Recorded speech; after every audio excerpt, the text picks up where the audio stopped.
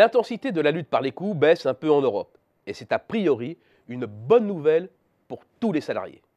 Vu de France, ce n'est pas pourtant l'impression dominante, avec un SMIC revalorisé d'à peine moins de 1% et qui n'a plus bénéficié de coups de pouce depuis le 1er juillet 2012. Pour les 2 millions de personnes payées sur cette base, la pilule est amère.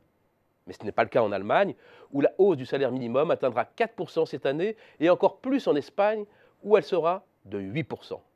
Bien entendu, ces informations sont trop parcellaires pour établir un diagnostic définitif de l'arrêt des hostilités entre pays européens.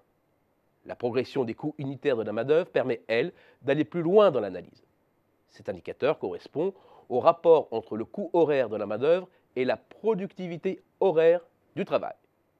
Le coût unitaire de la main-d'œuvre augmente lorsque la rémunération horaire s'accroît plus rapidement que la productivité du travail. C'est une mesure des pressions inflationnistes dues à la croissance des salaires. À la vue de cet indicateur, il y a clairement en zone euro un avant et après 2008, signe que la pression reste plus forte aujourd'hui qu'avant 2008. Mais ce n'est qu'une moyenne, qui peut être trompeuse, car masquant des trajectoires nationales très diverses. Ce qui se passe aujourd'hui doit être mis en regard de la grande divergence nord-sud des années 2000-2008. Avec d'un côté les réformes initiées par Gerhard Schröder en Allemagne et la déflation salariale qui en a résulté. La diminution des coûts salariaux unitaires va dans les années 2000 se creuser avec l'Europe pour atteindre un maximum courant 2008. Mais depuis, la progression est plus vive outre-Rhin et l'écart s'est réduit de moitié par rapport à la moyenne de la zone euro. En clair, l'Allemagne joue aujourd'hui le rôle de modérateur en matière de guerre salariale. Avec de l'autre côté la trajectoire opposée de l'Espagne. Après les années fastes, la correction est très violente avec la crise. Bien entendu, il y a des effets de structure avec la disparition en masse d'emplois très faiblement productifs, notamment dans la construction. Mais c'est aussi le signe de l'écrasement des rémunérations.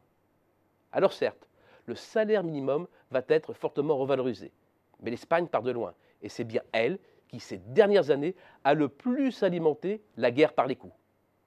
Mais là aussi, les dernières informations vont vers l'apaisement. La France est proche de la moyenne de la zone euro, à la fois dans le niveau et le profil, avec en fin de période une progression moins rapide. Tout comme en Italie, mais qui part de plus haut. L'inflexion par rapport à la tendance est nette dans les deux pays, ce qui marque une rupture par rapport à la tendance passée. Le panorama d'ensemble, c'est une plus grande convergence, une lutte globalement moins intense de la compétition par les coûts que pendant la crise. Certes, cette lutte reste plus intense qu'au début des années 2000, avec des temps très marqués.